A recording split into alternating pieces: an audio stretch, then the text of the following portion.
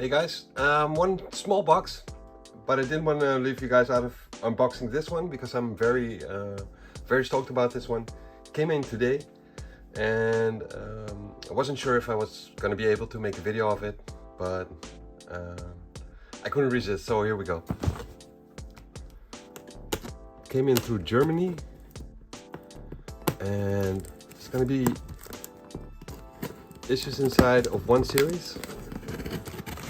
And as usual, I do have some issues of this run, but it's almost a complete run with a couple of issues in between missing, but those were the issues which I already had, so they will be nice additions. And from what I can see in the pictures, they look really good as from the quality I could see on the picture. So there's probably going to be quite a lot of upgrades in here.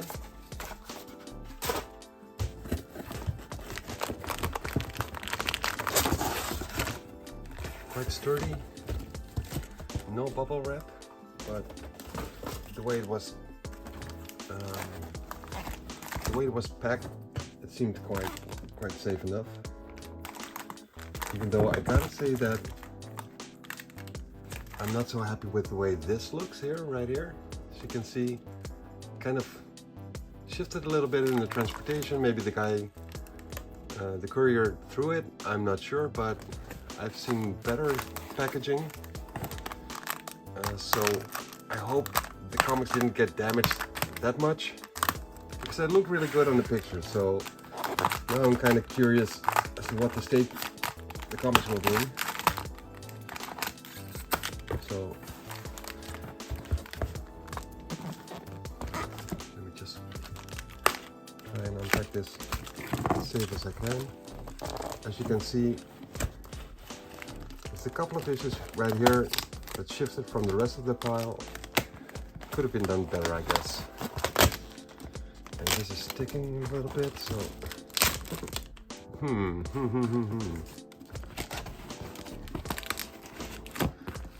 mixed feelings about the way they were packed. They seem to be all right, but it was a close call, I guess. So they are shipped in with a couple of issues in one bag, so I'm just going to take them out and put them in order and then go through them one by one, just to give you guys a glimpse of the comics and maybe open up one or two here or there. These comics I read as a teenager in the Dutch translations. They were published by Junior Press, which is a Dutch publisher, and they translate the dialogue and stuff like that, and sometimes adjusted the covers a little bit, but sometimes there was a page missing to make it fit in the publications they did. So sometimes you missed out a little bit on the story here and there. But as you can see, it's Peter Parker, the Spectacular Spider-Man, and just gonna put them in order right now. They look in really good shape, so I'm very happy with this. Yeah, they look really good. And as far as I can see from now, they're all, I didn't look at the pictures, but they seem to be mostly direct editions, which I'm a fan of, because I prefer having a Spider-Man logo or whatever over having a barcode on my comics. Generic barcode.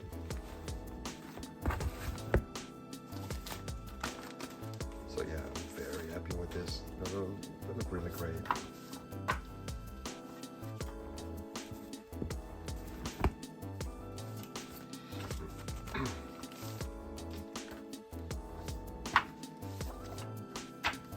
And yeah, for the key hunters, there are some keys in here. I'm not entirely sure which issues they are, but I'm more of a completist than looking specifically for keys. So that's why I'm very happy with this lot, because it included most of the keys, so I didn't have to look for them, and I bought it for a pretty big amount of money, but I figured it's worth it. I always look up what they're worth, sort of, for as much as you can go by price guides nowadays. It's crazy. And then I'm I take a look at how many am I actually missing of these comics, how many will I probably be able to use for upgrades, and then I make the decision whether I'll buy them, including the extra doubles, or whether I let it go if the price goes up too high. So yeah, I got them in order now. And let me see. Yeah. Okay, so this is the way it goes. And I have not seen one which had iffy quality, so they all look really good, so that's amazing. So we start off with issue 99, which has the Spot in it with a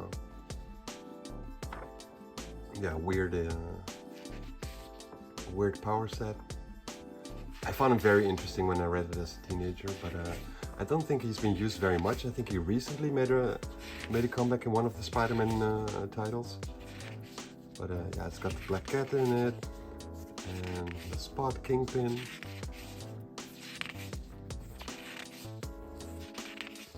Looks really nice. So yeah, it starts off with issue 99, and then it goes into 100, which is a bigger one. And these are written by, at least this one is by Al Milgrom, and he also drew it. And I'm not that big of a fan of Al Milgrom, but this looks pretty decent, so maybe it's the inkers, Jeff Isherwood and Vince Colletta. But I've seen worse art from Al Milgrom. Maybe that's when he inks his own work, I'm not sure. But this looks pretty cool. And this one was drawn by Herb Trimp, which is a familiar name, of course. And also written by Al Milgrom. But yeah, I liked the stories back then. So Al Milgrom is a writer I'm a fan of, at least back in those days. I'm not sure what he's done other than this, but as a drawer, as an artist, I'm not a big fan of it. And this is yeah, very iconic John Byrne cover. I think I already had this one, but in a slightly less state with some spine ticks, I think, but I'll have to check it out. But the interior pages are not done by John Byrne.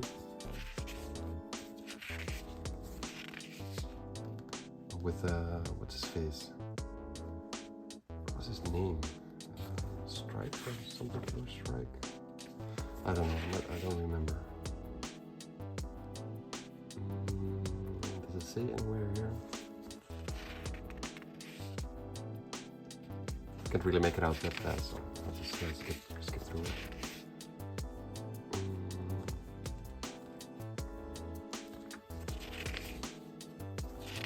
Doesn't really say anywhere, I don't think.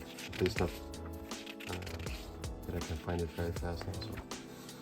And then we have issue, oh yeah, Killer Strike. Here it says right here. Anyways, issue 102. And this cover I really liked as a teenager. I don't know why, but I really like this this cover, and I think it's a bullying story. So always interesting. What kind of effect bullying has on people, and what they will do. And it's got the Blaze in it. So yeah, not sure who the artist is. Rich Butler. Issue 104, 105, 106,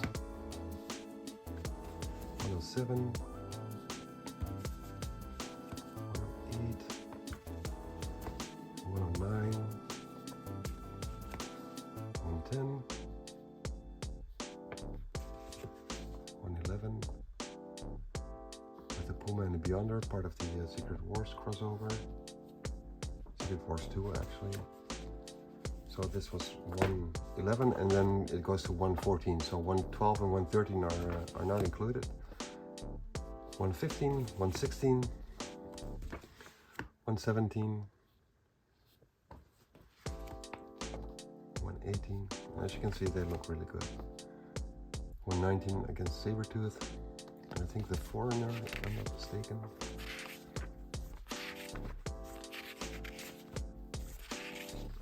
wait, maybe that was the issue before that. The Black Cat in her weird 80s disco look. Not sure what year this is, but it's probably early 80s, right? Or late 80s actually, you see. 86.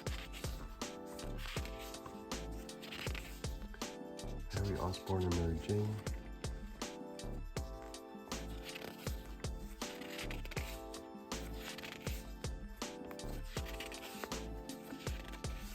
Yeah, okay, so no foreigner, but there is a Sabretooth. Oh yeah, this was pretty impressive. Like, Sabretooth, this is pretty vicious, right? So here's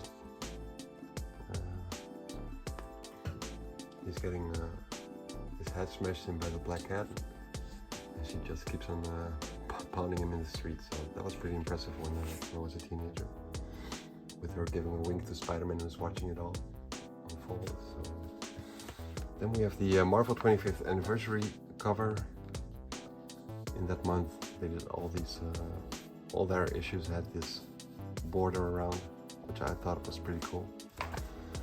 So 120, 121, 122, 123 with the Blaze again, 124 with Dr. Octopus, the Wrecking Crew 125, 126, and Spider-Woman 2.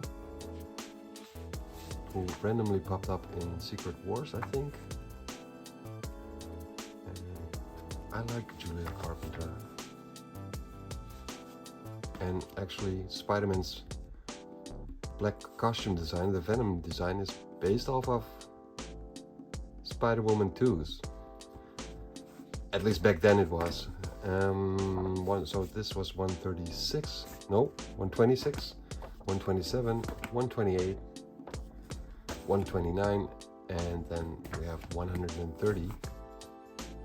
So this is a very cool run. Missing 2 issues. I thought it was like 113 and 114, but I already have those. So I'll be upgrading a bit and putting the rest up for sale. So yeah, very happy with this. Yeah, I just wanted to share this with you guys, and yeah, thanks for watching. It's only one box this time around. There is another one coming, also with Spider-Man comics, but Amazing Spider-Mans. And then I have another shipment, but it's coming from France, and that's a variety of comics. So yeah, just wait a couple of days until it comes in, and I'll be back with another unboxing video. Thanks for joining me, and see you guys around next time around. Later.